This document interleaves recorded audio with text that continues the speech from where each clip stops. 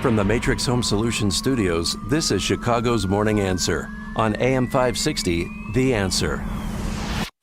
Listen to AM 560 The Answer online at 560theanswer.com, on the AM 560 mobile app, on your Alexa-powered smart speaker, and on TuneIn, iHeart, and on Odyssey. Mike Madigan runs the Democratic House floor for 30 plus years running. He's promising this and he's stealing that. Where can you get that kind of money? He's using your house like his own piggy bank. You ought to know by now. You can pay off your house here in Illinois, but you can never keep up with the taxes. Oh, how it's always been the plan to have a taxpayer pay, no doubt. Not a matter of if anymore, but when you're moving out. Dan and Amy, good morning. That theme music means it's time for our weekly conversation with Ted Dabrowski, president of Wirepoints.org, where you find all things Illinois policy related. And the big news yesterday in Chicago was some of the comments made by Citadel founder, hedge fund billionaire Ken Griffin.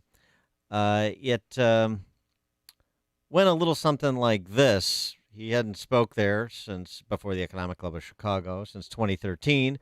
And he was reminded of what he said in 2013, and if he would like to adjust his description of Chicago at all 8 years later.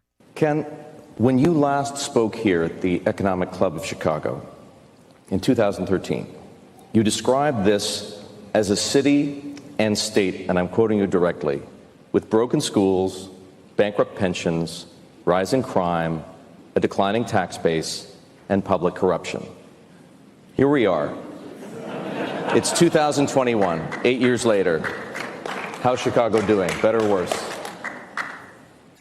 No, I can't believe I actually gave that quote because the bottom line is it's even worse.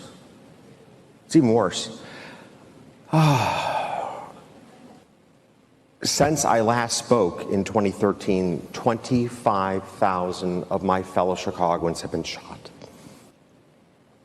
And it is a disgrace that our governor will not insert himself into the challenge of addressing crime in our city.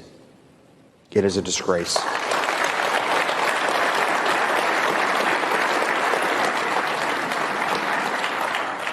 I was on a call with him back in the height of the civil unrest and arguing with him to declare a state of emergency to deploy the National Guard. Now, the governor and I don't really get along in very much, as you might imagine, given some of the ballot initiatives that haven't gone his way. But I told him to deploy the National Guard, and he goes, it won't look good for there to be men and women on Michigan Avenue with assault weapons. If that saves the life of a child, I don't care. And he doesn't care. So we have our work cut out for us because we have a government in our state that continually puts votes in front of people, votes in front of lives, votes in front of schools, and we need to start to take the state back inch by inch from people that put their politics first and put our people second. Yeah, it's a nice speech. Ted Dabrowski, wirepoints.org. Hey, good morning, Dan. Good morning, Amy. Good morning. What do you think? Well, there's a few takeaways from it, and I'll tell you the one thing that's refreshing, and you and I have talked about this with you and Amy. Our political elite have taken a back seat and basically let the governor and the mayor do whatever the heck they want. They don't speak up. They, many of them are complicit in what goes on in Illinois. So number one, it's refreshing to see one of the corporate elite take a stance against the bad policies, the failures in Illinois, and not to be scared about it. And of course, he is Ken Griffin. He can't leave. He's got power. He's got a lot of money. But nevertheless, I hope he's showing the rest of the corporate elite that they can speak up and demand better from what we have so far. That's number one, and there's plenty more to say. Well, do you think any change is going to happen from his comments yesterday? Anybody? Because they're pushing Pritzker to address, the violence, and they want Mayor Lightfoot to declare a state of emergency. No, I don't think that one speech does it. But what it does do is it kind of opens up the Republicans who have been very weak at messaging overall in general.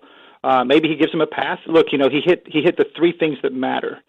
Griffin did. One is he talked about, one I mentioned already number one, he hit pensions because nobody wants to talk about pensions. Nobody on either side wants to talk about it very much. And, you can't fund health care. You can't fund public safety. You can't fund the environment. You can't fund classrooms. You can't fund anything as long as you're spending 25 and 30 and 40% of your budget on pensions. So that was number one. Number two is he brought up the crime, right? And I think that's a clear delineation between the current power and maybe what Republicans have to offer. We're not clear on exactly what they have to offer. And three is schools. And those are the three big things. And so he laid it out and he's laying a path out there for people to talk about these problems, and maybe that's a positive because right now we don't see that good debate going on. Well, let's talk about schools because today at 1 o'clock they're going to change the way they do business. Last week we had 15,000 healthy kids not at school, not allowed to play sports. Yesterday was like 5,800, and Mayor Lightfoot said we are over quarantining, and that creates chaos. Pretty straightforward. We've got to be very clear what the protocols are. We've got to not put that burden on building principals. That's not fair to them. And we've got to be very transparent with parents. Because right now, as it stands, if you're asymptomatic and you get tested positive, because we're testing healthy children, you walk by somebody in the hallway, that person has to quarantine for 14 days. Well, this is a problem with no principle, no clear policy, no clear guidance, and kind of very poor leadership. And here you got Lightfoot talking about that when she sent a lot of confusing messages. Same thing on crime, where you can't send confusing messages because the system won't work, and that's exactly what we have: systems that don't work. We've been looking at the data on children. Still looking. You had a mess in Florida, you had a mess in Texas. We had a lot of hospitalizations go up. You had some increase in deaths in young people, but for the most part in Illinois, it has been very steady. Some increase in hospital admissions, but severe illness or death, and we haven't seen it, which has been great news. So, there is room for being smarter about how we handle children, especially since we know what the statistics are for them. I mean, seriously, this is all ad hoc. What you just heard from Lightfoot is just more bilge that spews from the mouths of these political extortionists, honestly. I don't even know how anybody takes what she says, what Governor Spalding says. I don't even know how you take anything they say seriously. You can't bank on it. It could change in a New York minute if the politics changes. Well, yeah. Listen to what she said about the shootout the other day. Now she wants accountability. Now she wants all these things when she was the one that sadly let the riots go on and sent all kinds of messages about crime in some way. Some of this crime is okay in some way. Some people take offense with what I just said, but that's too bad because that's effectively what it was. And so now you have people, you have bad people who are enlightened to do more. It's scary, and so you can't keep changing policy and keep changing your message because there's no credibility to it, as you say, Dan. And and frankly, I mean, again, unless somebody like Ken, I mean, it's not his responsibility. He's a hedge fund manager. It's not his responsibility to do these things. But if you're going to insert yourself into the public policy arena, as he has, and the political arena, as he has, well, then you're opening yourself up for assessment in terms of the decisions you're making in those arenas, too, just like anybody else. Doesn't matter how much money you have. What are you doing with it? What's your contribution? What are the choices you're making? How are those choices working out? And I said this before when we were talking about some of Griffin's remarks.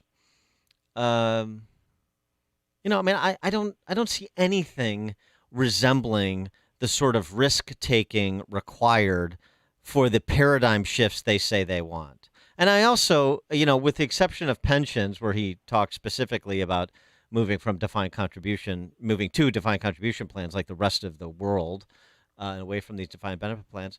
I mean, even schools, like fix the schools and talking about kids being out of school because of COVID and so on and so forth, missed a school year. Yeah, that's all well and good. It should be what Ken supports with this money, and I appreciate that he does, school choice. It should be opportunity scholarships. We have to get kids out of these schools that haven't educated anyone in generations except accidentally because of their parents, but that are not set up to educate children.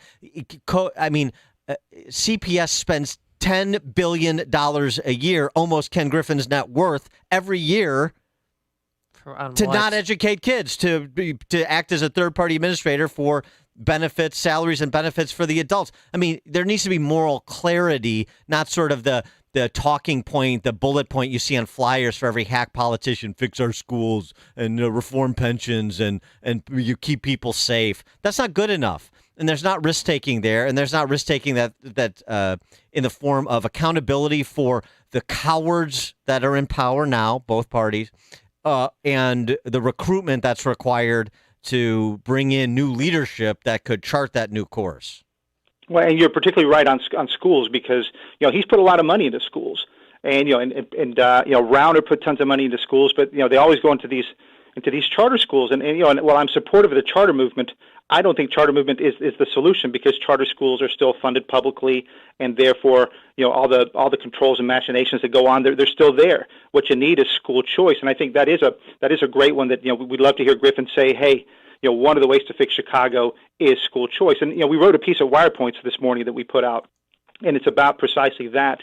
You look at the results of Chicago public schools. 11% of 11th graders, black 11th graders, 14% of 11th graders, black, can read at grade level. So right before graduation, you've got 14% who can read at grade level. And yet the school district graduates 85% of its students. Of course, right. How does that make sense, right? Of course. And so, who's leaving? So we analyze this data. 200,000 blacks left Chicago from 2000 to 2010. 200,000 blacks. Another 85,000 left in the last 10 years. That school is shrinking, and the blacks are leaving. And that flies, people are always saying, only the wealthy can leave, only the people with means.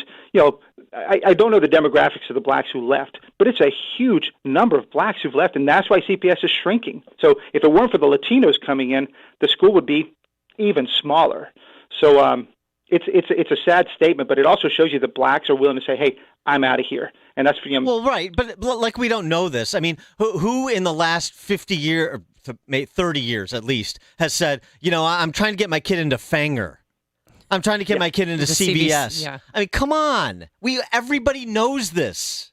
We pretend like we don't. We pretend like, oh my gosh, that's terrible when we hear stats like you just read it off. Those have been the stats for 3 decades uninterrupted. That's true. They're just getting worse and worse and worse. And so you got a new CEO. Would he be bold enough? No, he won't be, because he's got to fit the system. That's the reason why he was named CEO. But if you were really bold and wanted to help kids and save CPS and save Chicago, which most of us argue CPS is not worth saving, it needs to be reconstituted, broken up, whatever you want to call it. But he would be something bold, as Griffin would join in and say, we need school choice, because that's the only way to keep families here and to get them into something better than what they have today, because what they have today doesn't work. I don't care what you want to say about CPS.